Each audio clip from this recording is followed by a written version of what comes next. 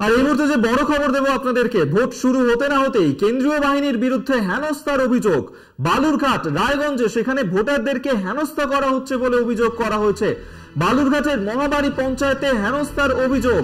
গোয়ালপুকুরের গোয়াগাঁওয়ে সেখানেও হেনস্থা করার অভিযোগ উঠল কেন্দ্রীয় বাহিনীর বিরুদ্ধে। যাদের উপর দায়িত্ব নির্বিঘ্নে শান্তিপূর্ণভাবে ভোট করানোর, তাদের বিরুদ্ধেই উঠল এবার হেনস্থা করার অভিযোগ।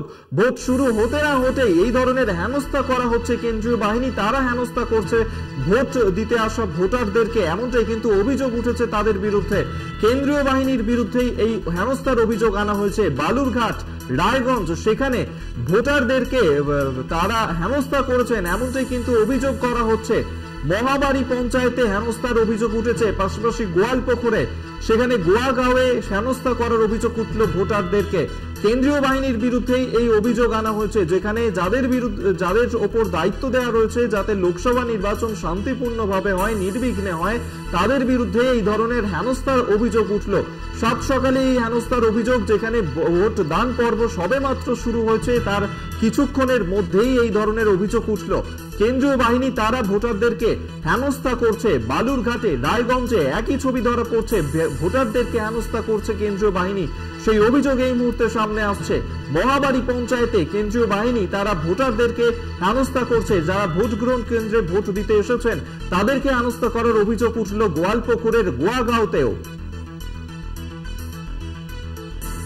আপনাদেরকে জানিয়ে রাখবো যে কেন্দ্রীয় বাহিনীর বিরুদ্ধে হেনস্থার অভিযোগ উঠল, যেখানে ভোটাররা তাদেরকে হেনস্থা করা হচ্ছে, এই অভিযোগই সামনে এসেছে বালুরঘাট রায়গঞ্জে। সেখানে যখন সকাল থেকে নির্বিঘ্নে ভোট চলছিল, সেই সময় কেন্দ্রীয় বাহিনী তারা ভোটারদেরকে হেনস্থা করছে, এমনই কিন্তু অভিযোগ করেছেন ভোটাররা।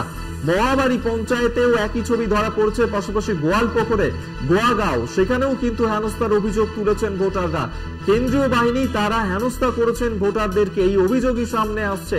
লোকসভা নির্বাচনের দ্বিতীয় দফার নির্বাচন আজ সকাল থেকেই শুরু হয়েছে, তার মাত্র কিছুক্ষণ পরেই লোকসভা নির্বাচনের দ্বিতীয় দফার নির্বাচন শুরু হতে না হতেই এই ধরনের হেনস্থার অভিযোগ কেন্দ্রীয় বাহিনীর বিরুদ্ধে।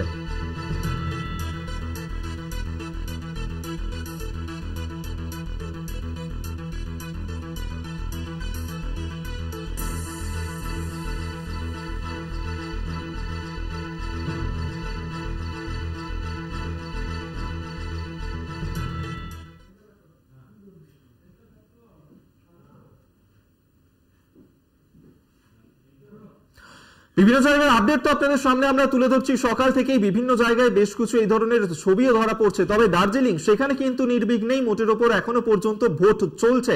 সকাল থেকে বুথমুখী হয়েছেন সেখানকার ভোটাররা, যে ছবি এই মুহূর্তে ধরা পড়ছে যে সেখানে কিন্তু নির্বিঘ্নেই চলছে ভোট গ্রহণ পর্ব।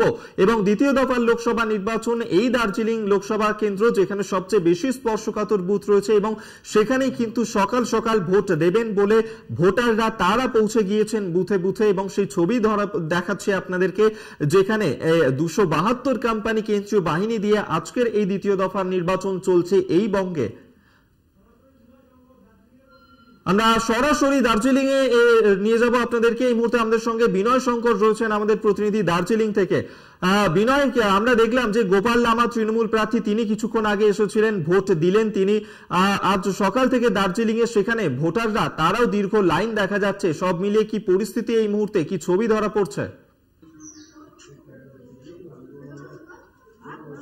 हाँ, देखिए गोपाल लामा जी ने आज सुबह सिलीगुड़ी में उनका अपना वोट कास्ट किए और उन्होंने बोला, प्रेस को बोला कि वो बहुत कॉन्फिडेंट है जीत के लिए। और दार्जिलिंग ओवरऑल देखने में आ रहा है कि सुबह से ही दार्जिलिंग के जो वोटर्स है एकदम उत्सुकता से वो लोग वोट केंद्र में आके वोट कर रहे हैं।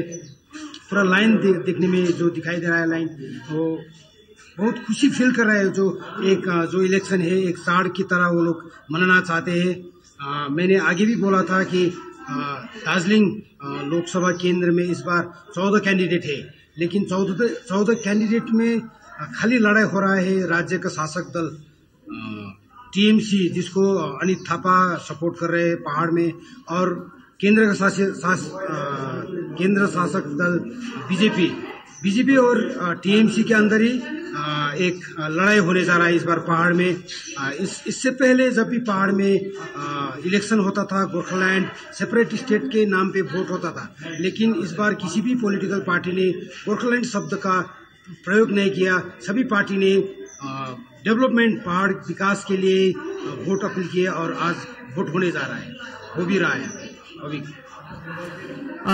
আরো একটা বিষয় জানতে চাইবো যে সব থেকে বেশি স্পর্শকাতর বুথ রয়েছে এই দার্জিলিং লোকসভা কেন্দ্রে, এবং সেখানে কেন্দ্রীয় বাহিনী তাদের তৎপরতা কতটা নজরে আসছে, নজরদারি কতটা রয়েছে, কি ছবি ধরা পড়ছে নজরদারির ক্ষেত্রে?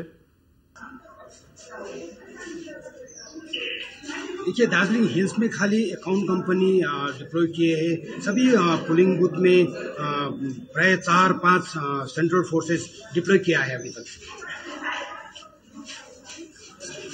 ধন্যবাদ আপনাকে। এতক্ষণ সরাসরি আমাদের সঙ্গে ছিলেন দার্জিলিং থেকে আমাদের প্রতিনিধি বিনয়, এবং সেই ছবি এই মুহূর্তে আপনাদের সামনে আমরা তুলে ধরছিলাম। দ্বিতীয় দফার নির্বাচন চলছে, ভোট গ্রহণ পর্ব শুরু হয়েছে এবং বিভিন্ন জায়গায় ভোটারদের দীর্ঘ লাইন সকাল থেকে নজরে আসছে।